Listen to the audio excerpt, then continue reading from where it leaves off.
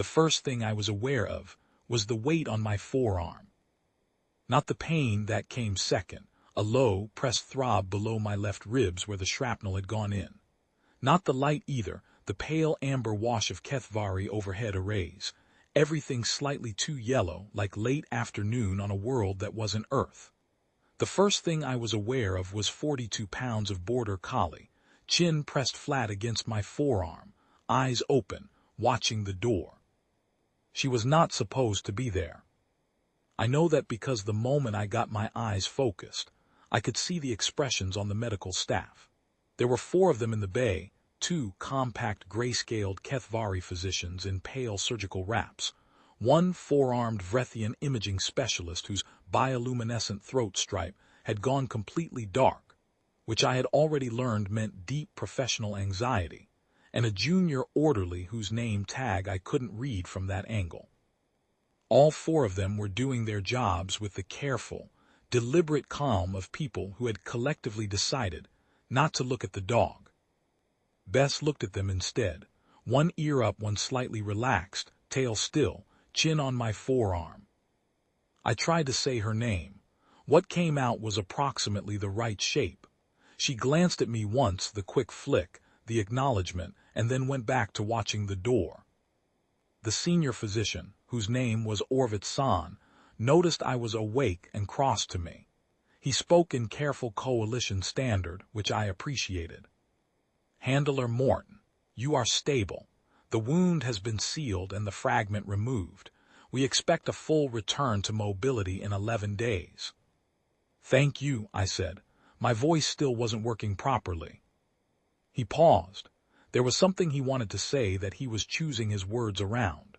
I could see it the way you see weather coming across a flat stretch of ground. "Your companion," he said finally. "She arrived in the ward before we had completed intake. We have attempted on 3 separate occasions to relocate her to the animal management suite on level 2. She has not relocated." I looked at Bess. She was still watching the door. "She does that," I said.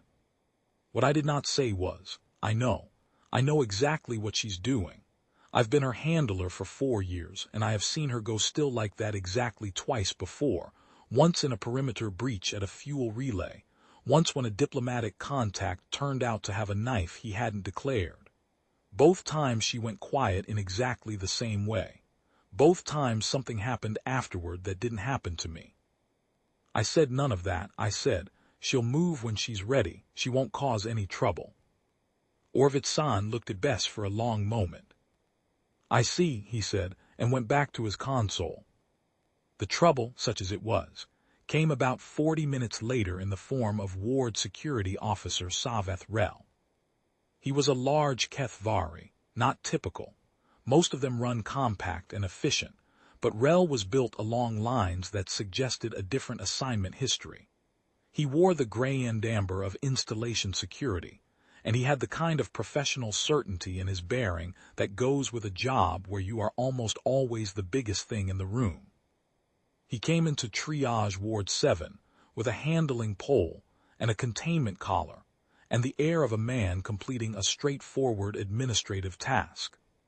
He stopped about 2 meters from my bed. Bess had not looked up when the door opened. She looked up now, both ears forward, chin still on my forearm. She didn't growl. She didn't stand.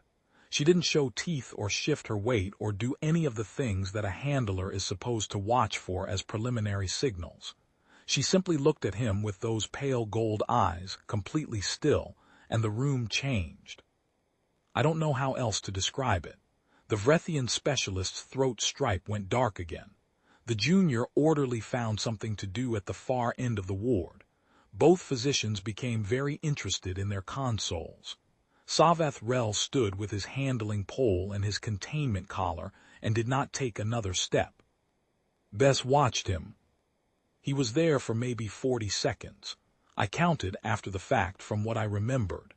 Maybe 40 seconds of standing in a triage ward with a Border Collie's attention on him, and then he turned and walked out. Unhurried, deliberate. The walk of a man who has decided professionally that the situation requires reassessment. The door closed behind him. Nobody said anything. Orvitsan looked at me. I looked at the ceiling. Bess put her chin back on my forearm and went back to watching the door. About 20 minutes after that, I heard Rel's voice in the corridor, low and even, and Orvitsan's voice answering, and then quiet. I don't speak enough Keth-Vaari to follow a conversation at that register, but the rhythm was clear enough.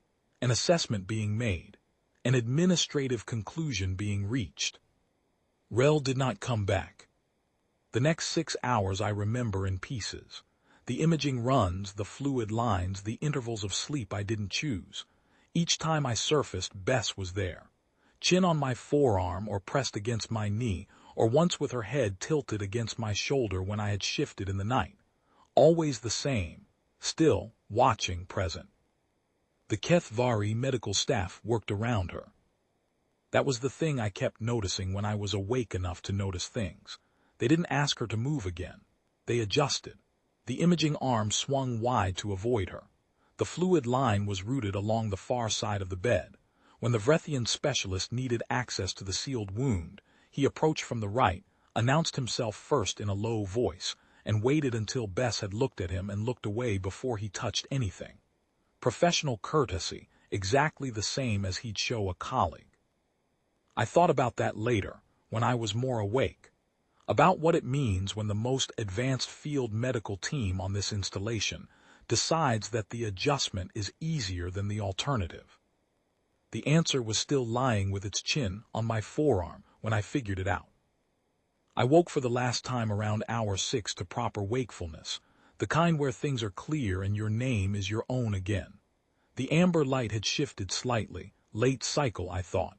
Bess was pressed against my right side, eyes half closed but not sleeping, the slow drift of her chest, her right ear twitching once at something in the corridor, then settling. The ward was quiet. One physician at a console, running what looked like routine end-of-cycle checks. The Vrethian specialist was gone. The junior orderly was restocking a cabinet at the far wall. I moved my left hand carefully and rested it on Bess's side. She exhaled. That was all. Just the exhale, and then her eyes closed, and that was apparently that threat assessed, watch kept, handler accounted for, job done. Orvitsan came over when he saw I was awake. He stood at the bedside and looked at Bess for a moment before he looked at me. 6 hours and 14 minutes, he said. She did not leave the ward. No, I said, she wouldn't. He was quiet for a moment. The professional curiosity kind of quiet, not the uncomfortable kind. We have a protocol, he said carefully, for companion animals accompanying injured handlers into medical facilities. It covers 6 species currently certified for joint assignment service. There are established parameters, permitted zones, handling procedures, escalation criteria. He paused. We will be amending the protocol. She's not certified, I said. She's my dog. Yes, Orvitsan said. We had noted that. He went back to his console. I lay there for a while longer, Bess warm against my side, her breathing slow and even, and I thought about what it must have looked like from the outside. A K9 handler comes in with shrapnel in his ribs and a Border Collie at his heel, and the Border Collie does not leave, and the handling pole and the containment collar go back to whatever shelf they came from, and the most technically sophisticated field triage unit in the Keth-Vaari installation quietly adjusts its protocols around one medium-sized earth dog, who simply decided that this was where she was going to be. No threat made, no aggression, no declaration of any kind. Just the pale gold eyes and the complete, absolute stillness of an animal that has already decided how this ends. Bess knew where she was supposed to be. She had always known. That, I think, is the thing the Keth-Vaari are still working out how to file. It doesn't fit neatly into 6 certified species. It doesn't fit neatly into anything. She was still asleep on my arm when they discharged me, 3 days later. The orderly who brought the release forms glanced at her, then at me, and made a note on his tablet. Something for the amended protocol, I assumed. I didn't ask what it said.